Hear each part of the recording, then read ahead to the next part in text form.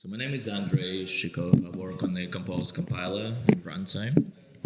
Today we're exploring a slightly advanced topic, slightly deep rabbit hole. It's about the new feature that we just implemented in the Compose Runtime and ready to release in the Compose 110. It's called Pausable composition, and for me, I think it's one of the most exciting features that we released recently. I'm going to talk about what Pausable composition is. You'll get a little bit of the background, like how did we get there and why do we even need to pause composition.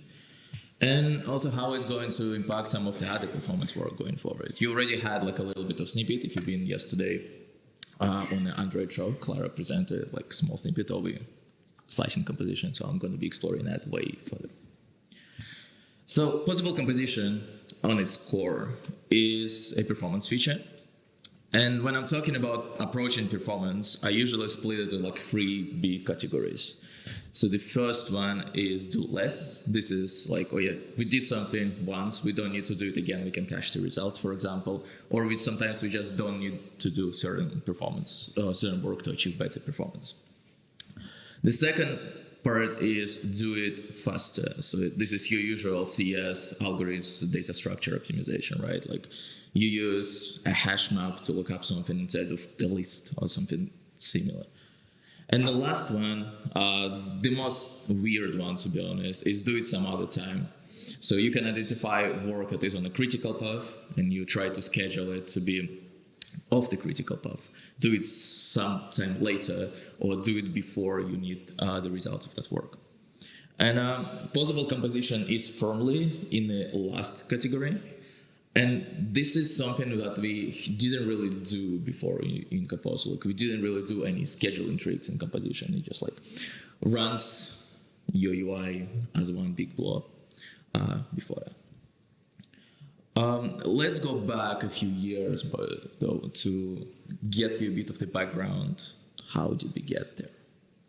And we need to go back to 2022 to start this discussion. And in 2022, I was working on the lazy list performance. Well, the same thing comes to working right now, unfortunately, but we did improve quite a lot, it's the same. But in any case, so this is like where we actually started looking at the performance, and we get like a bug where it's like people, oh, I'm scrolling the list, and it's like, whoop, something got stuck, and then it came back again. So how do you investigate that? Well, the first thing that we do these days is to take a Perfetto trace, and then we open it on this UI Perfetto dev website. Then we get scared and we close it, but then we just build up the courage. We open it up again. We find our app in this list of many things that you see straight away. Usually it's named the same as your benchmark process or your app process. And somewhere in there, in the main thread, you will see something like this. So this is like faithful recreation of the Perfetto graphics in the dark theme in the keynote. So it's not exactly a screenshot, just for context. But what you see here is quite a few things. So the first part is the green bar up the top. This is how long system expected you to take to produce the frame. So it doesn't drop it and you don't get janked. The red bar below that is saying, oh, you actually took longer than we expected to produce the frame. And because the bar is red, is not green or light green, that means that we actually dropped the frame. So that means that system expected us to do something, like render something during that time, but we actually didn't. And it just like didn't display anything new. So that's where you get jank.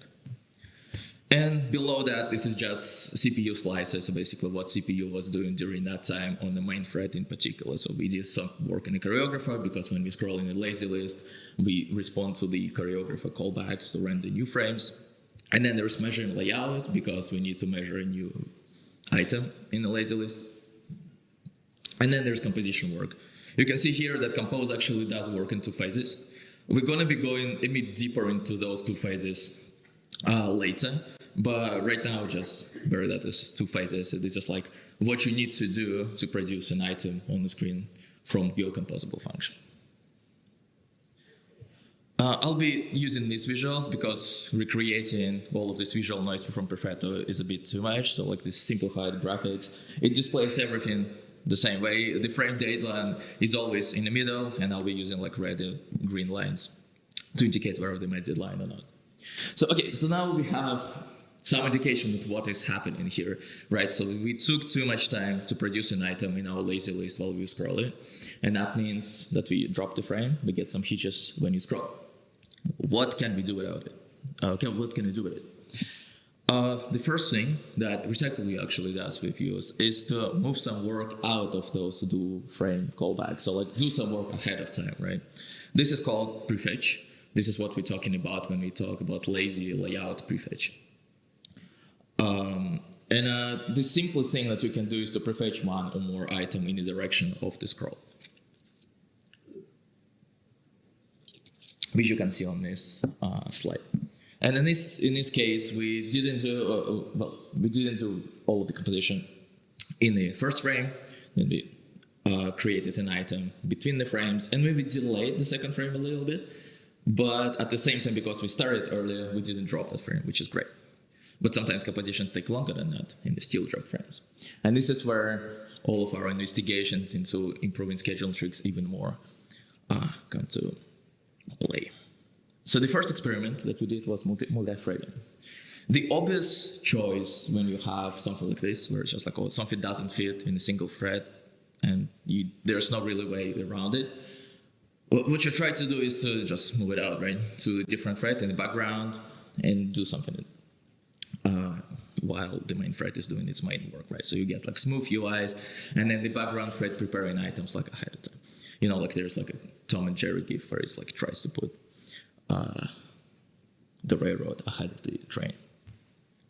So multi-threading, good things. Composition doesn't block the main thread, but the problem arises as soon as we need some items while they are being prepared. And at this time, we get a situation where our main thread is still delayed and it has to wait for the background to finish, and then sometimes we end up dropping frames again. So this is not great, but I think this is still something that was happening in the model before. Right now it's still a bit better, so we can live with that. The second more groundbreaking thing is multi-threading effects. So as we are building composition, we also run in disposable, launch effect, and all the other blocks. And people generally expect them to be on the same thread. But it might happen that at the same time as we're building something on the main thread, we're disposing something on the background thread, because some items might be recomposing, something enters composition, something exits. And it's not even a matter of synchronizing the same item really, or like the same effect. It's more about some other things, external things that we affect in those effects. So for example, in this case, we add something to the view model when we create or when we enter the screen, and then on dispose, we remove something from the view model.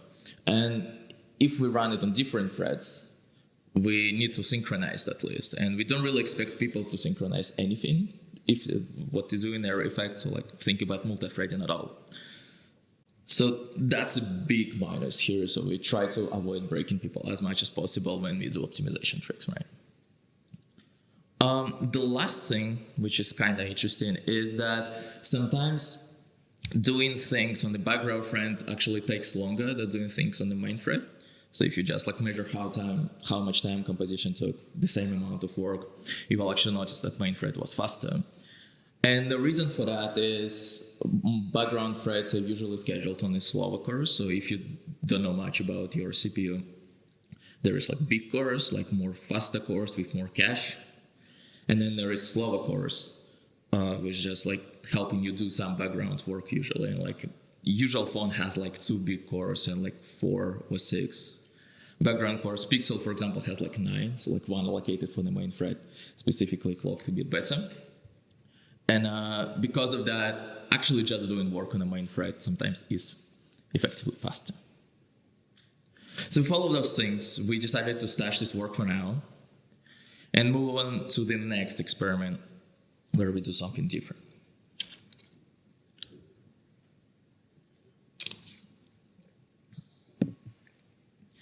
So the next experiment is called deferred content. And the idea here is to use this primitive.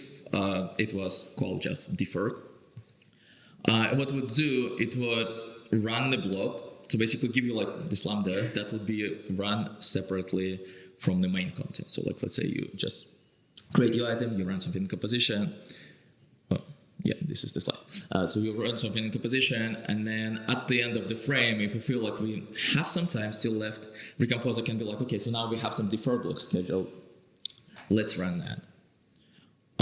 So what this achieves is we split composition over multiple frames, what we wanted kind of to do.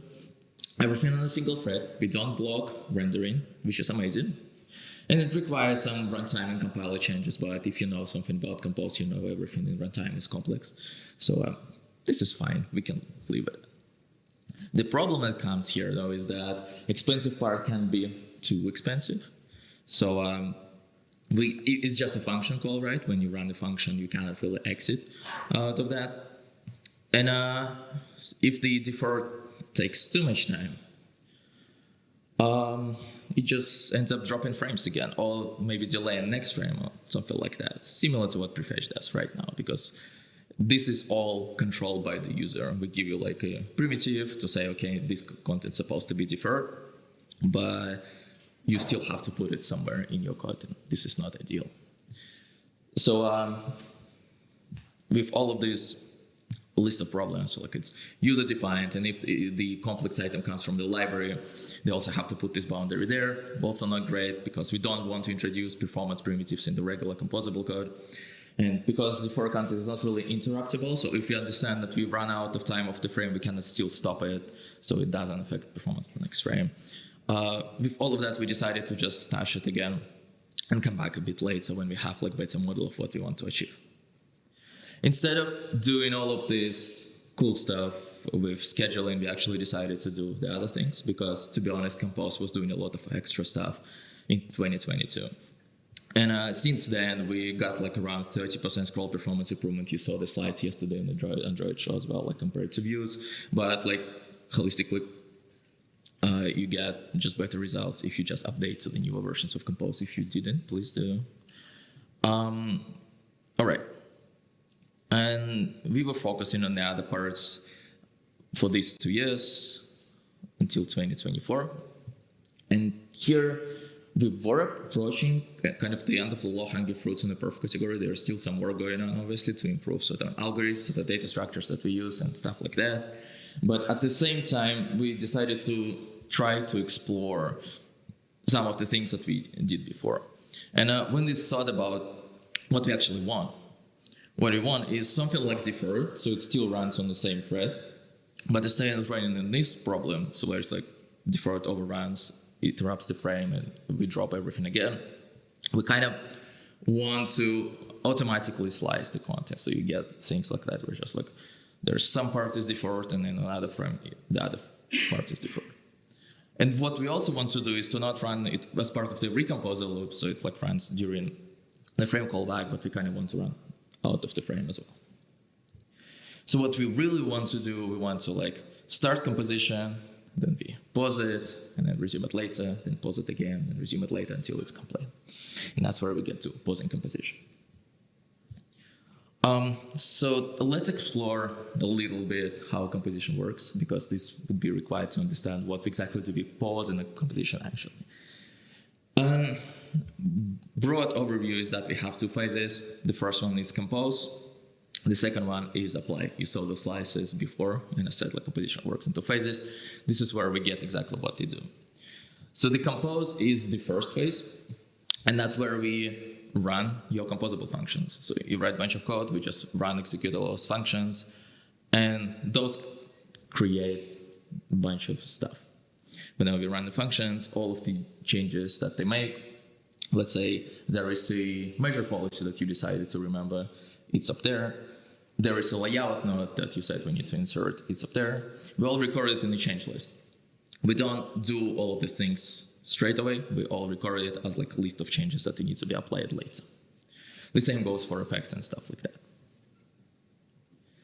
And then in the apply stage, we go over all of these changes, and we create the nodes, we update the modifiers, we invalidate measure draw for the future passes. And then we also execute all of the effects, schedule coroutines in the launch effects, all of this stuff, right?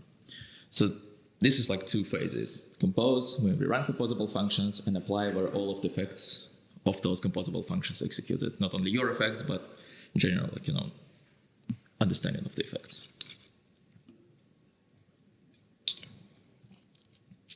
From the performance standpoint, what we found is that composition takes longer, and like 70% of the lazy item, generally, obviously depends on the item, but 70% of time is spent doing work in the composition and 30% in apply.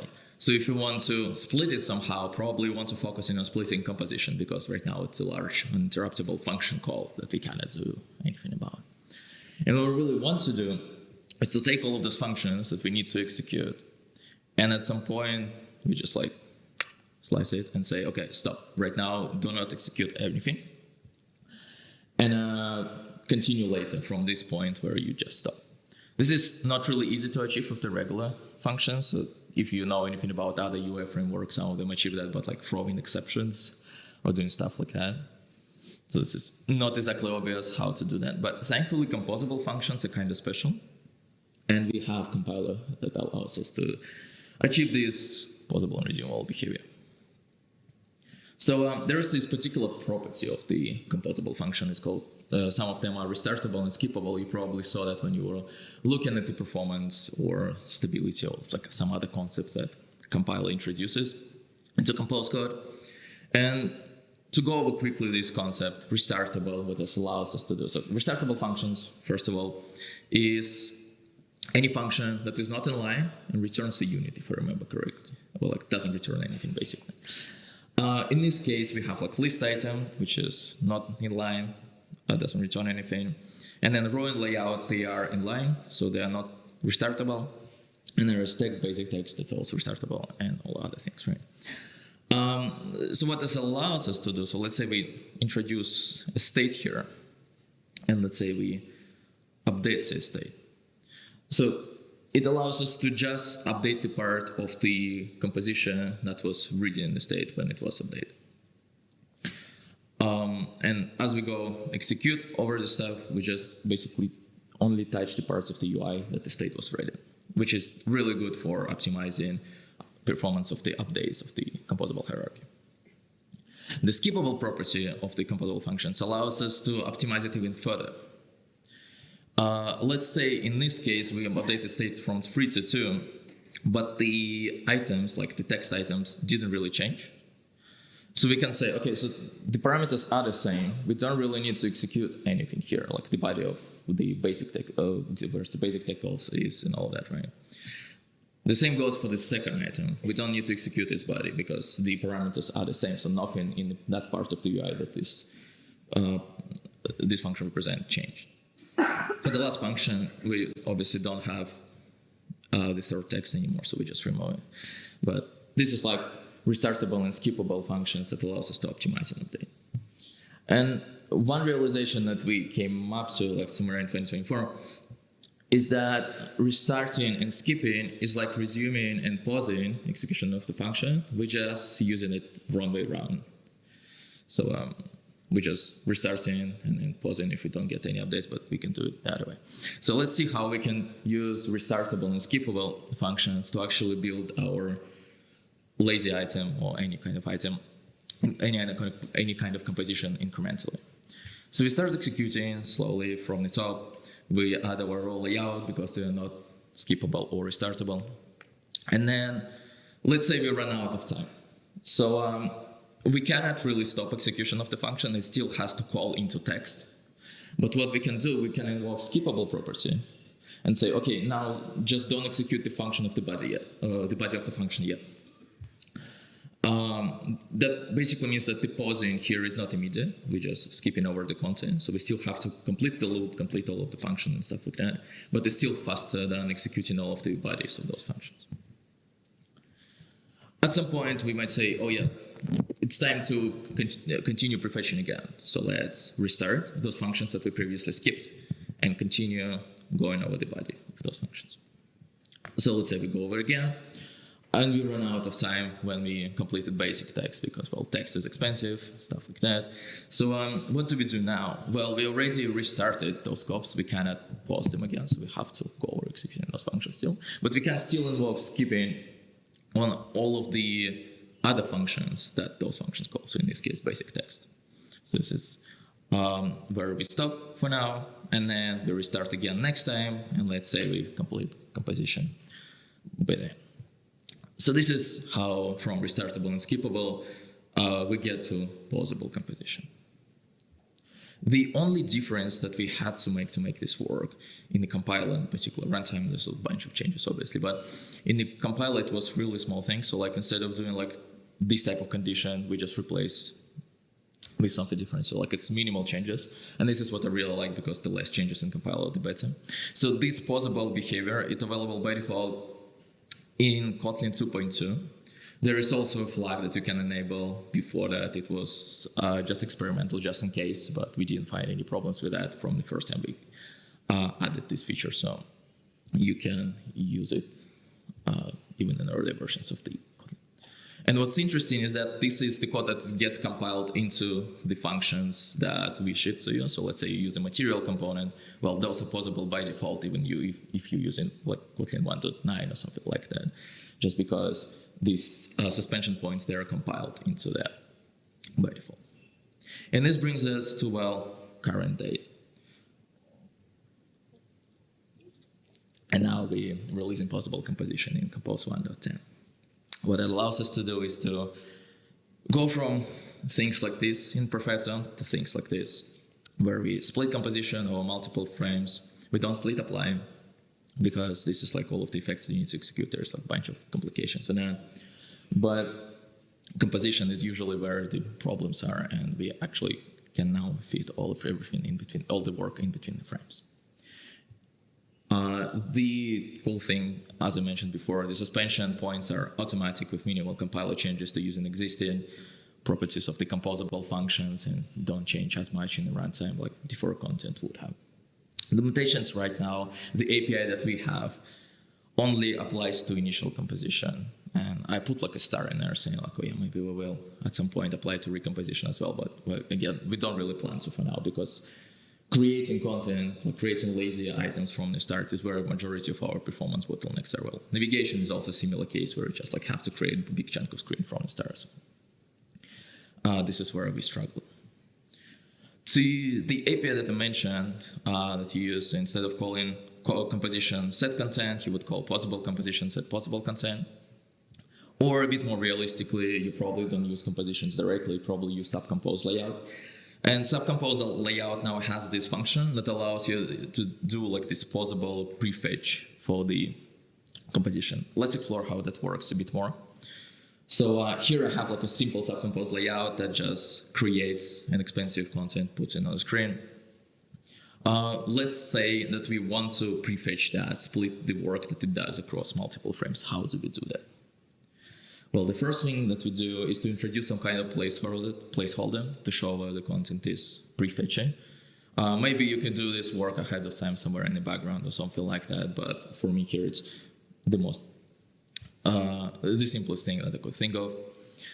This is controlled by the ready variables. This is a state that is returned by previous state. By default is false, so we show the placeholder.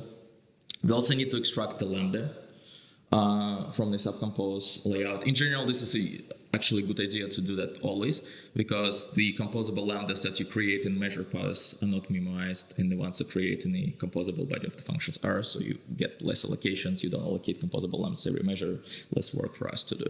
But in this particular case, there is a reason to do this, because we want this lambda to be exactly the same in case prefetch lambda is somehow, in cases when prefetch lambda is somehow different, you might end up just destroying all the content that you prefetched and creating it from scratch, which is not really what you want. Like lazy layout does something like that by default for you, but here we have to do it manually. And now we get to the cool part. We actually using pausable composition to prefetch stuff. So the first thing that we do, we call this create pause precomposition. It returns you this instance of this interface. It has two sets of methods.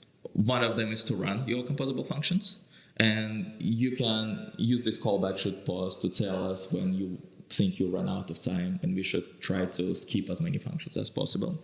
And the boolean basically tells you when we executed everything in this item, in this composition. And then by the end, you can either apply the changes, execute all of the effects, and that would be like your regular alive composition, or you can cancel it if you no longer need it. So this is what we do in this simple loop.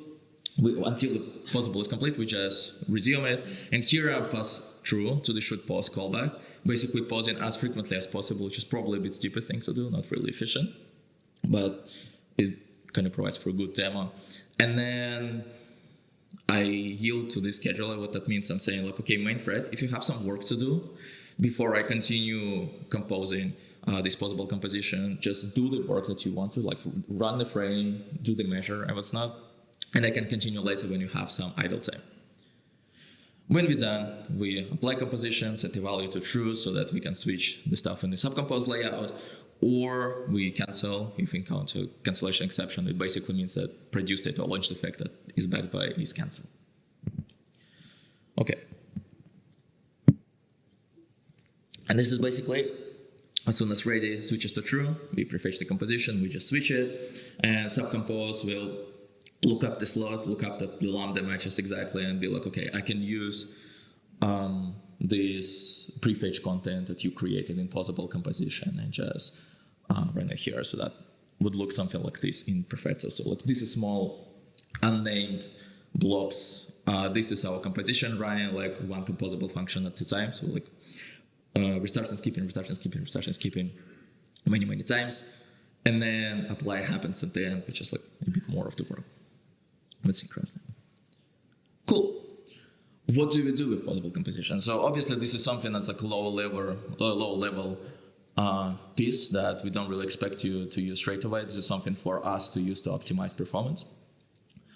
And we will do several things. The first thing is the lazy layout prefetch. This is what the feature was built for.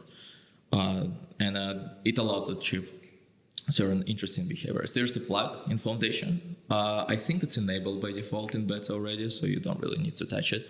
But in case we decide that it might be not as stable as they thought or something like that, for now, like we have a few applications using that, so it should be fine. But in case we decide to disable it, you can try it on your app with this flag.